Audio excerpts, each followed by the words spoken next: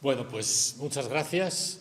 Buenas tardes. Gracias por haberos tomado la molestia de venir un viernes por la tarde a participar en esta conversación. Os cuento un poco cómo hemos llegado aquí.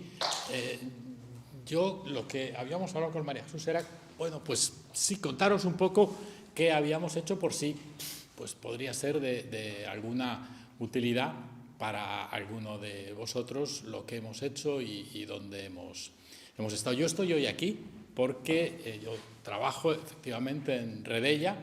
Redella es una empresa grande que está en el IBEX 35, que sabéis que son las 35 empresas con mayor capitalización bursátil de España, y se ocupa de infraestructuras eléctricas y de telecomunicaciones. Las de telecomunicaciones es a través de Hispasat, que es la empresa, como sabéis, que tiene satélites de los más lejanos, los geoestacionarios, que sirven sobre todo para telecomunicaciones, pero además tenemos una empresa más desconocida que se llama Reintel, que tiene como 55.000 kilómetros de fibra óptica instalados por España después de Telefónica. Es la segunda infraestructura más grande, y todos los que uséis teléfonos que no sean de Movistar usáis, lo sepáis o no, la fibra de Movistar, porque es la que alquilan Orange o cualquiera de las otras compañías. Esas son las empresas de telecomunicaciones. Además, Red Eléctrica, que es una empresa eléctrica un poco rara, porque ni produce luz ni vende luz, que se supone que es lo que hacen las empresas eléctricas. Es la empresa que se ocupa de mantener el equilibrio constante entre la oferta y la demanda, y que además construye, gestiona, mantiene, diseña las redes de alta tensión, las autopistas. Cada vez que vais a Madrid veréis un montón, porque se pasa por Almaraz, que hay una subestación enorme donde llegan muchas líneas. Bueno, pues todas esas, las más, puedes decir las más grandes o las más horrorosas, esas son las nuestras. Y además tenemos una empresa en Chile, Perú y Brasil, también dedicada a las infraestructuras eléctricas. Y yo estoy aquí porque conocimos a la gente de las universidades populares, ofreciéndoles para las universidades populares, que es un proyecto fantástico, la verdad, un curso sobre transición energética, que es un aspecto relevante para todos nosotros, porque nos está afectando ya mucho lo que pasa en el mundo con el cambio climático, que a mi juicio es el gran problema, y la transición energética es fundamental para poder poder pensar en un futuro en el que seamos menos dependientes de los extremos climáticos que cada vez vamos a ver con más asiduidad. Estamos ahora ya, veníamos hablando con María Jesús, cómo está el campo el 2 de febrero. Pues disparatado. Y por eso, pues conocimos a la gente de la federación y nos invitaron a venir aquí, y desde luego encantados de hacerlo. Mi idea es que vamos a hablar un poco de lo que hemos hecho. Si luego tenéis especial interés en alguno de los temas, por ejemplo en la transición energética o en cualquier otro, o a lo mejor desde el punto de vista de la biología en algunas de las cosas en las que trabaja María Jesús, pues hablamos de ello, y desde luego en cualquier momento nos interrumpís y preguntáis y lo que sea. Da un poco de cosa hablar así de uno mismo, como si fuera, desde luego, ejemplo, porque yo creo que, en fin, todos somos ejemplo de algo o nadie es ejemplo de nada. Pero a mí me parece que las cosas que he hecho pues han sido posibles porque tenía muchas ganas de hacerlas, sin tener nunca muy clara una meta de largo plazo. Sí que he tenido algunas cosas claras, algunas cosas que me ha interesado hacer y que he encontrado gusto haciendo. Y hay algunos momentos de los que uno se acuerda. No sé si recordáis, seguro que sí, porque entiendo que todos lo habréis leído, el comienzo de 100 años de soledad, cuando el coronel Aureliano Buendía siempre recordaría la tarde en que su abuelo le llevó a conocer el hielo. Bueno, pues yo recuerdo perfectamente la tarde en que mi padre me dio unos libros de cuentos de Cortázar. Y empiezo con los libros porque yo creo que a lo largo de mi vida los libros han sido algo muy importante desde todos los puntos de vista y sin duda también para mi propio trabajo, para poder llevarlo a cabo. Bueno, yo desde siempre había leído mucho, tuve la suerte de crecer en una familia en la que era normal leer y pues en general los niños hacemos lo que vemos hacer y pues en casa se leía y mis padres leían y mis hermanos y pues todos leíamos y yo creo que el que te guste la lectura es un privilegio, porque es tener todos los universos al alcance de la mano, todo. Y si puedes disfrutar de todo eso, el acceso que tienes a tantas ventanas es brutal, no hay muchas cosas que se puedan comparar a eso. Y los libros de cuentos de Cortázar a mí me decidieron a querer hacer eso. Yo quería, no es que quisiera ser escritor, yo quería ser Cortázar y escribir cuentos como los de este tipo, que a mi juicio es el gran escritor de cuentos en español en el siglo XX. Bueno, pues a partir de ahí eso me interesó. Al final no he escrito, he escrito algunos cuentos, pero la verdad regulares, y lo que he escrito ha sido más bien ensayo de divulgación científica. Entiendo que porque no soy capaz de hacer novelas o cuentos, que es lo que realmente me gustaría. Pero, bueno, pues esa pasión me sirvió para tratar de hacerlo. Y tratando de hacerlo participé en talleres de escritura, no solo, desde luego, leyendo, sino también tratando de escribir y de corregir. Y este tipo de taller a mí me fue muy útil porque no solo te ayudaba a escribir, sino también a leer. A ver qué leías, cómo leías y a ser capaz de analizar aquello que leías desde distintos ángulos, entre ellos también el de la técnica literaria, que siempre yo creo que es interesante. Y luego, pues a partir de ahí me dediqué al periodismo científico y bueno, parecía una actividad colateral con la de escribir novelas, que insisto es lo que me hubiera gustado hacer, pero bueno, pues eso me permitió el periodismo científico en una época en la que yo empecé a hacerlo, en la década del 80 al 90, en el que había muchas posibilidades en un mundo relativamente distinto al de ahora. No había internet, no era posible conectar con los científicos, a menos que fueran españoles, pero si tú querías hacer un trabajo de un investigador o de una investigadora de cualquier lugar del mundo, el acceso era extraordinariamente complicado. No era fácil. Hoy, el correo electrónico de cualquiera lo encuentras en Google en un pispás y puedes escribir y te pueden responder con relativa facilidad. Entonces, pero, sin embargo, era un momento en el que la divulgación de la ciencia y en general la ciencia en España estaba creciendo. En los años 80 se promulgó la Ley de la Ciencia en el año 85 y hubo un crecimiento de actividades y por lo tanto también de divulgación de la ciencia. Eso me permitió... Ahí estaba, también. El programa de televisión. Con un programa famoso de televisión que tenía, de divulgación, de madrugada, unos horarios que no eran muy allá, Imposible. pero Unos horarios imposibles. Pero ayudaba también a que estuviera en la conversación la divulgación de la ciencia. Y eso nos permitía, por ejemplo, viajar mucho. Yo he tenido la gran suerte también de poder viajar bastante, tanto a congresos y reuniones específicas como viajes un poco más largos, porque en aquellos años que digo, yo era colaborador independiente. escribía para distintos lugares sin tener un contrato fijo en ninguno de ellos. Y eso me permitía, y lo pude hacer varios años, el irme a distintos países de Latinoamérica un par de meses al año.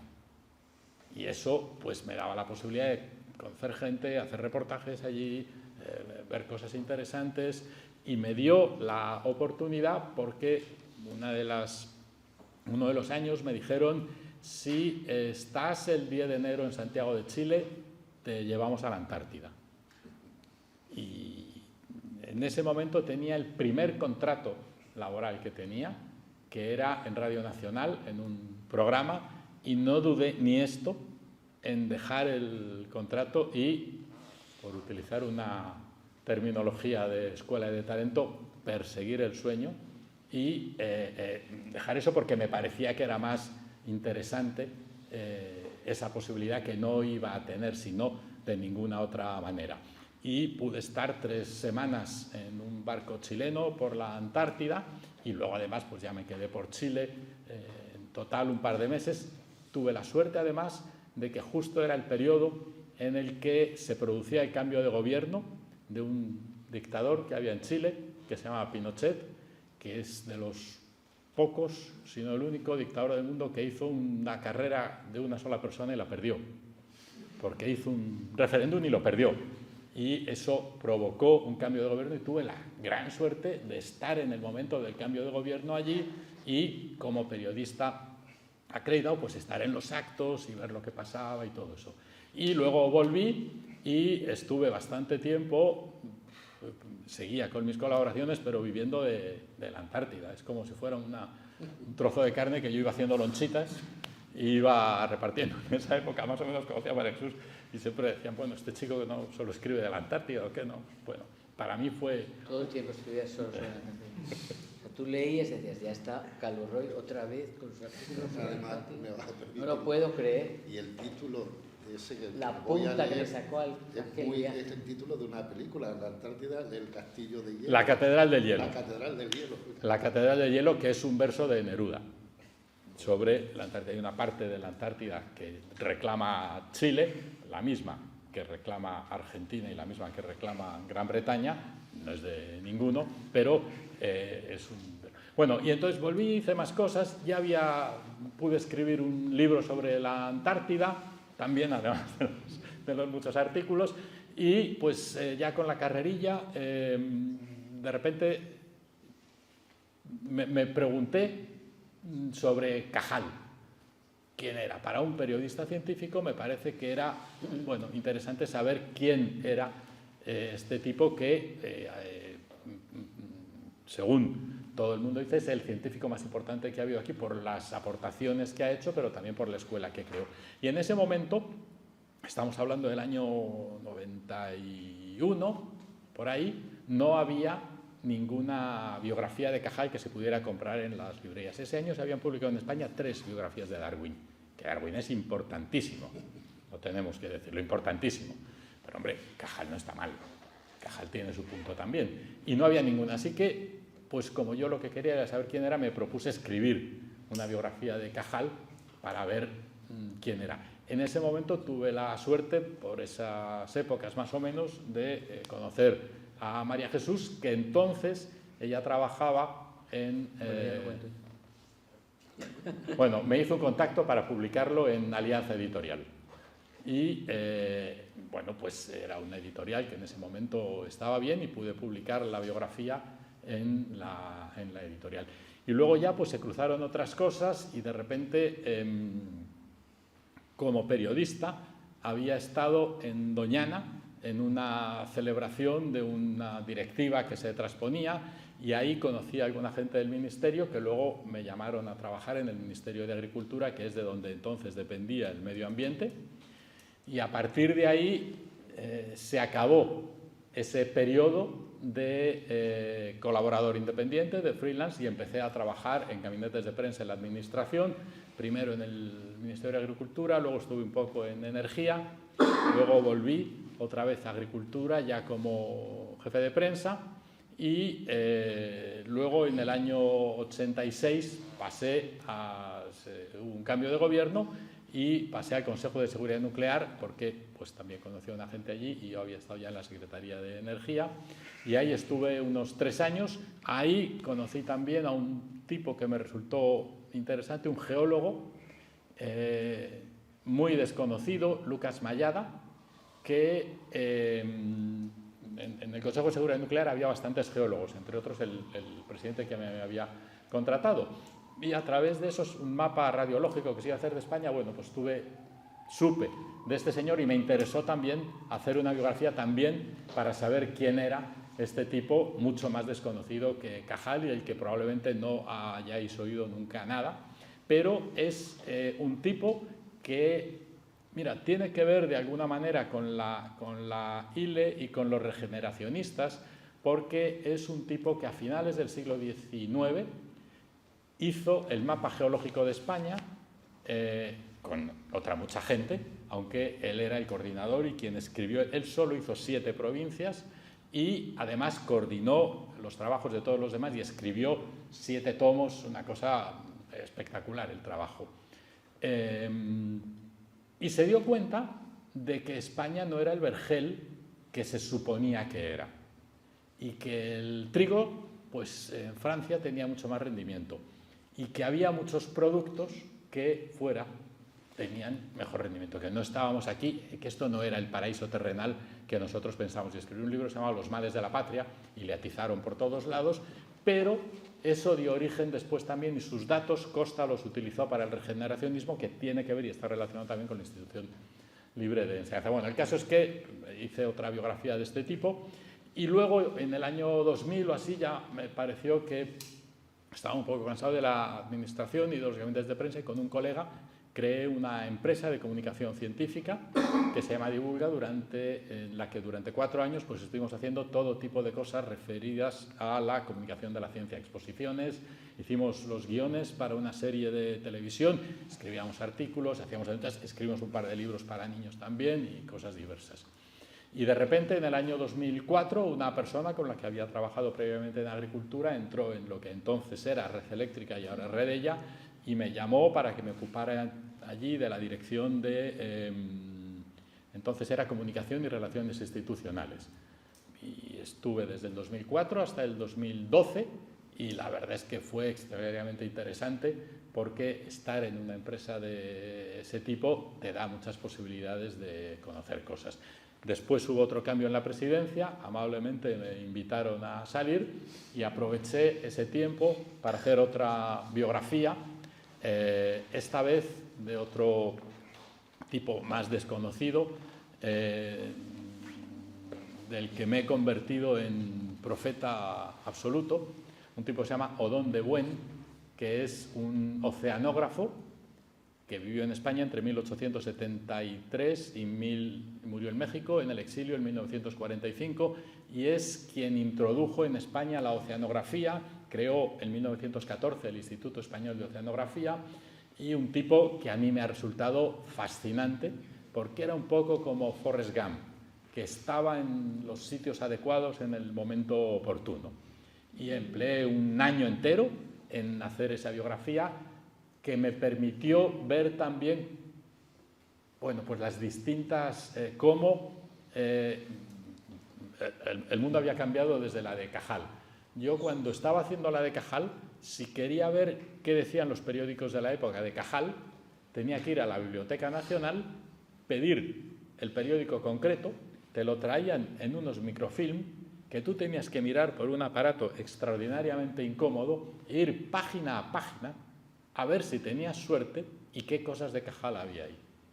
En el año 90 o 91, por ahí, cuando hice la de Odón de Buen, en 2012-2013, desde mi casa, con mi ordenador, tenía acceso a todos los periódicos publicados en España hasta 1936.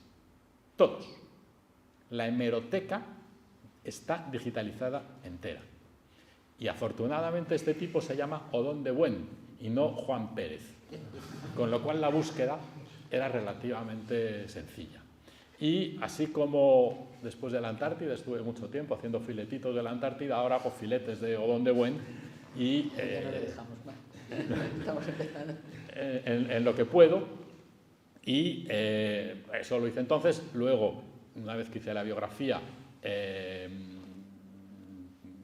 estuve trabajando en una universidad privada, también en prensa, en la Universidad de Nebrija, y luego en el 2018 tuvieron la amabilidad de llamarme de nuevo para Red Eléctrica, y esas segundas veces uno no sabe si es que te llaman porque lo has hecho bien o es que te llaman a ver si esta vez ya lo haces bien. En todo caso, ya no me ocupo de comunicación, sino de sostenibilidad, que me parece en este momento mucho más interesante por distintos factores, entre otros por cómo está la comunicación. He visto que no hay nadie aquí que esté estudiando periodismo, esa suerte tenéis, que estáis haciendo cosas serias. Y dentro de sostenibilidad, pues hacemos muchas cosas que son muy interesantes, entre otras este curso del que hablaba al principio, que hemos hecho con las universidades populares, en el que hablamos de transición energética. Y esto es lo que he hecho. No sé si es muy inspirador o sirve de algo, pero yo creo que las conclusiones que se sacan es, hombre, estar listo para lo que te venga, y si lo que te gusta es escribir, aprende a escribir, aunque no escribas novelas. Escribir para mí ha sido muy importante, lo sigue siendo, no solo por las satisfacciones personales de escribir un libro y meterte en una investigación, sino porque me ha sido muy útil en mis trabajos a la hora de escribir para otras personas o tener que desarrollar lo que hacía. Y yo creo que por el momento me paro aquí, María Jesús, y adelante. O si queréis, ahora que no tenéis más. O si queréis preguntar ahora o a los dos al final, como prefiráis. Yo tengo una pregunta, así como por curiosidad. Hacer una biografía, por entonces, ¿cómo era? Porque ahora puedes, digamos, meterte, como decías, el periódico, en la biblioteca y recabar información. Pero ¿cómo era hacer eso antes? Pues con algo más de investigación, yendo a archivos y buscando otras biografías que hubiera. De Cajal había algunas biografías, no estaban en las librerías, pero había por lo menos 2 o 3. Y recurres a todas las fuentes que puedes encontrar. Es un trabajo de investigación que yo no había hecho y que me resultó muy interesante, y del que a lo mejor María Jesús puede dar algunos detalles porque se dedica a ello profesionalmente. Pero siempre tienes acceso a archivos, a bibliografía. Lo que tienes que hacer es un muestreo de todo lo que hay, todo lo que puedas encontrar sobre la persona de la que quieres saber, y después ordenar, sistematizar y contar con tu propio estilo todo eso que tienes delante, darle tu propio sello y hacerlo atractivo, interesante y ameno. ¿Y le ha pasado que, por ejemplo, hubiera distintas fuentes en las que se contradijeran entre sí? O sea, que un mismo acto estuviera en el mismo sitio de forma distinta. Sí, no tanto el mismo acto, pero interpretaciones, entre otras, interpretaciones del propio biografiado. Hay veces, una de las fuentes fundamentales, si haces una biografía de Cajal, es sus propias memorias, que están editadas y que tiene. Bueno, hay que ver lo que él cuenta, si se compadece con la realidad, si fue así o no. En general, sí, pero hay algunas cosas que, bueno, pues hay que mirar y hay que buscar otras fuentes alternativas, y luego hay que encontrar, hay que aplicar el sentido común y el rigor metodológico en la medida de lo posible para encontrar cuál es, qué es lo que sucedió. Pero tampoco se trata de contar las cosas de una manera como un notario, ¿no? Yo creo que la idea, a mí me parece que una biografía es más contar la peripecia general, el tiempo en el que vivía, cosas más genéricas que el detalle precisísimo. Y muchas veces, si hay contradicciones, lo que te interesa es ponerlas de relieve, contar la contradicción ahí y decir, hay quien dice esto, hay quien dice lo otro. Bueno. Yo te quería preguntar qué estuviste haciendo en la Antártida. Fotos. ¿Por qué la Antártida y no, yo qué sé, cualquier otro sitio? Porque me ofrecieron la Antártida y no cualquier otro sitio. Si me hubieran ofrecido el Himalaya o la Luna, hubiera ido a la Himalaya o a la Luna. Surgió esa posibilidad porque el Instituto Antártico de Chile tenía un programa que de vez en cuando invitaba a periodistas extranjeros. Y mi hermano, periodista, había estado en Chile precisamente cubriendo el referéndum ese del que hablaba antes, había conocido a esta persona del Instituto Antártico y esta persona le ofreció, oye, pues tú que eres un periodista español, aquí traemos a veces gente tal, y mi hermano muy amable dijo, hombre, yo no, pero tengo un hermano que se dedica al periodismo científico y que, pues si le invitáis, viene. Entonces, pues oye, si está aquí el 10 de enero, y me pareció que era una oportunidad notabilísima. En aquellos años se empezaba a hablar bastante de la Antártida. Se estaba hablando de si España iba a tener una base que estaba colocando en ese momento, de los barcos que iban. Era un tema muy, muy notable. Y en la Antártida me dio la oportunidad de ir no solo a la Antártida, sino luego después aprender cuestiones relacionadas con la política antártica en un momento en el que eso era muy relevante, porque justo en esos años la conciencia ambiental empezaba a pesar en las campañas electorales. Y justo en ese periodo se estaba haciendo para la Antártida un protocolo para extraer minerales de la Antártida, algo que hoy nos parecería disparatado, pero entonces se estaba regulando cómo se iba a hacer para extraer minerales de la Antártida. Y eso se iba a hacer en una convención que hubo en Valparaíso, en Chile, a la que tuve oportunidad de ir también. Y fue justo en el momento en el que, no sé si os acordáis, pero en Nueva Zelanda un barco de Greenpeace había tenido un atentado y había habido una persona de Greenpeace que había muerto, y era una historia, en fin, un poco oscura, en la que había servicios secretos de países importantes, y en Nueva Zelanda eso tuvo mucha importancia, y la convención que auspiciaba sobre todo Nueva Zelanda pasó de ser ¿cómo hacemos para sacar minerales de la Antártida?, a lo que después fue el Protocolo de Madrid, que es el instrumento jurídico internacional más proteccionista que se ha firmado nunca, y que defendía la Antártida no ya de las explotaciones mineras, que desde luego, sino de cualquier tipo de agresión. Y eso quiere decir que era un momento interesante y que estaban pasando cosas ahí. Y por eso también pues, me llamó mucho la atención y pude hacerlo, y pude seguir eso de la política antártica en aquellos momentos. Y como director de sostenibilidad en esa empresa, ¿qué sueles hacer? En plan, por ejemplo, reunirme todo el tiempo.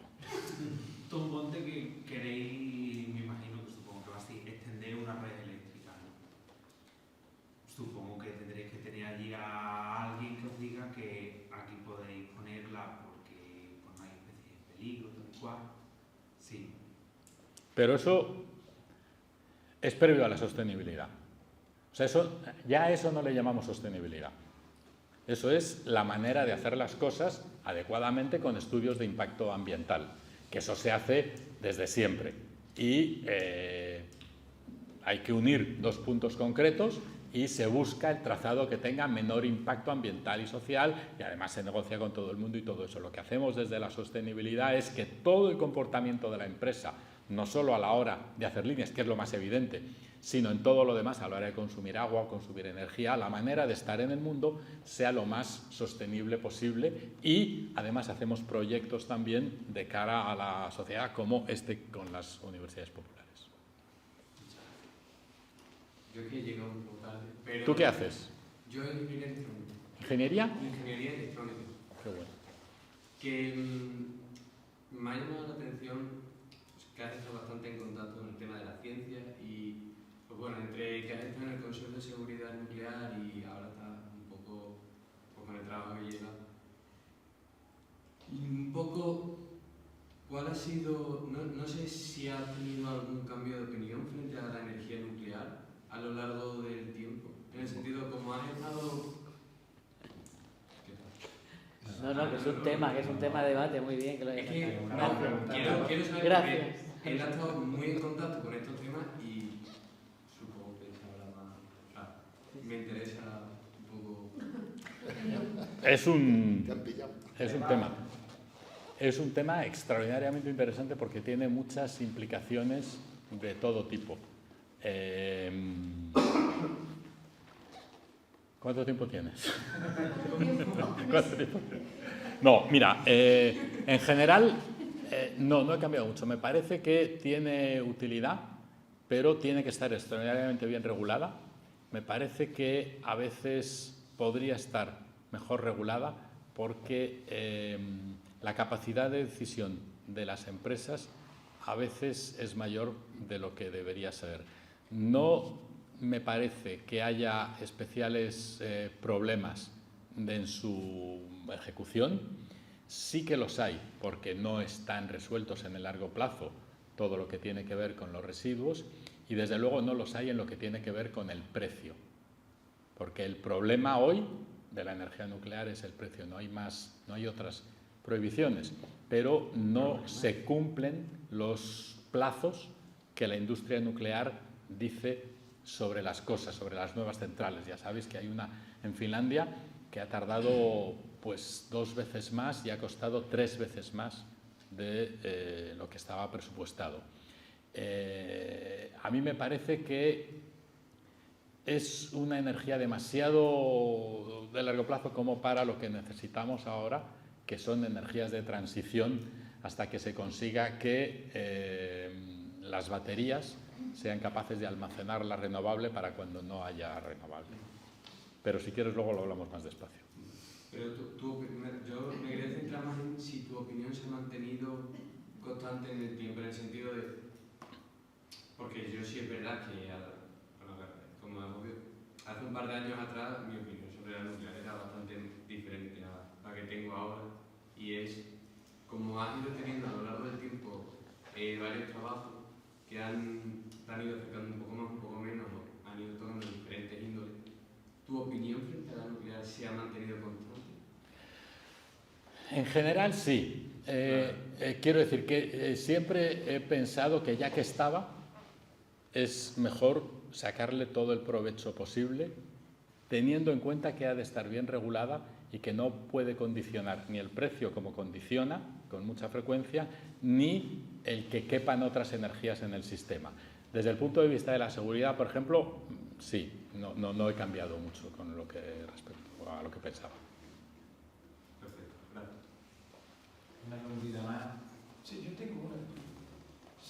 Si volvieras a nacer, ¿qué harías? Pues trataría de escribir mejor y hacer novelas. Apuntarte a los talleres. Exacto, tendría que haber empezado antes. Con la experiencia que has acumulado en esta vida, si te dieran la oportunidad... Sí, no, haría muchas cosas. Yo creo que en general, más o menos lo mismo. Desde luego me iría a la Antártida de cabeza y haría las cosas importantes, pero muchas otras, bueno, pues evitaría hacerlas o las haría de otra manera, sí, sin duda. Y si tuvieras que darnos un consejo, ¿qué nos dirías? Por ejemplo, si tuvieras que elegir, decir, tomaos la vida como una aventura o tomaos la vida como perseguir algo fijo y conseguirlo y llegar a una meta. Pues no lo sé, la verdad. Yo creo que lo que hay que... A mí, es que decirle a alguien lo que tiene que hacer, a mí me resulta... A mí me ha ido bien hacer las cosas con pasión. O sea, meterte hasta los codos, como decía Sartre, en la mugre y mancharte las manos de verdad y entrar de hoz y coz en las cosas. Y si te metes en el periodismo ambiental, de hoz y coz. Y estar ahí con todas las consecuencias, que eso significa que si de repente te surge una oportunidad como la de la Antártida, me da igual el contrato, que insisto, es el primer contrato que tenía en mi vida. Da igual, porque es algo que me parece más interesante. Pero al mismo tiempo, pues tomártelo todo con un poco de distancia. Tampoco ser demasiado intenso. Quiero decir que por un lado tienes que ser intenso y creértelo, pero por el otro lado también tienes que tener la capacidad de mirar un poco y ver y relativizar las cosas, porque al final muchas de las cosas que te ocurren son producto de la casualidad y no puedes hacer planes a largo plazo que o los cumples o te mueres, porque varían por cuestiones aleatorias.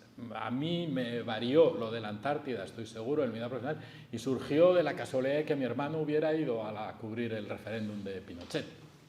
Y así muchas otras, pues son cosas que pasan y que te cambian en un momento determinado. O si hubiera, en vez de estado ahí, si me hubiera quedado en la radio, pues a lo mejor ahora sería un locutor de Badajoz y estaría aquí en Radio Nacional en Badajoz tan ricamente. Pues podría ser. Yo te quería preguntar, ahora, con la experiencia y con la vista hacia atrás, ¿dónde o en qué etapa reconoces tú o recuerdas que has desarrollado más tus habilidades, tu talento? ¿Si en el trabajo de campo de esa Antártida o en los puestos directivos que has tenido?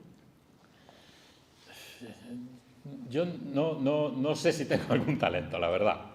Habilidades. Pero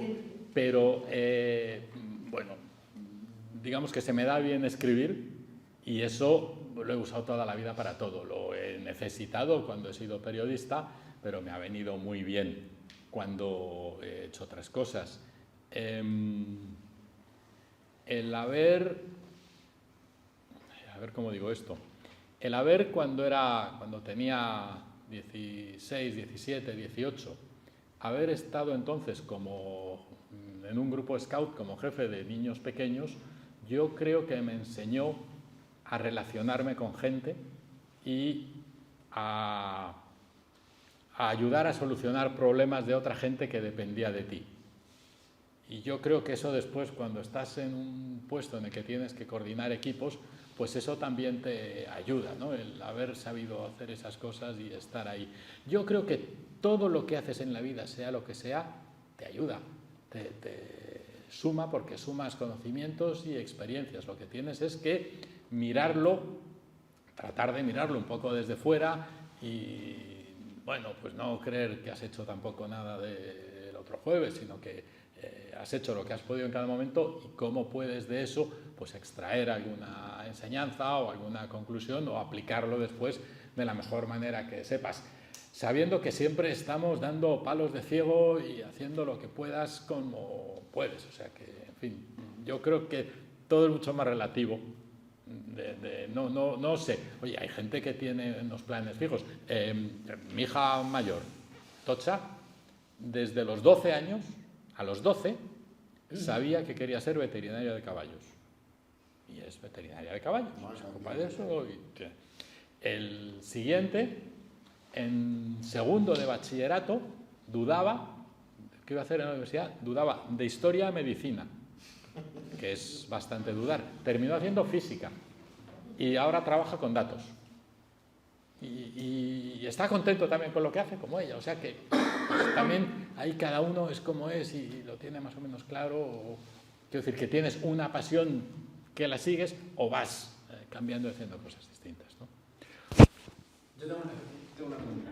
Así que, es que, claro, no me puedo contar porque es que me llama muchísimo la atención. Ahora en este último tramo hablabas de que cuando era jefe de scout, que una de las competencias que veías que más desarrollaba y que más te había ayudado era relacionarte con la gente.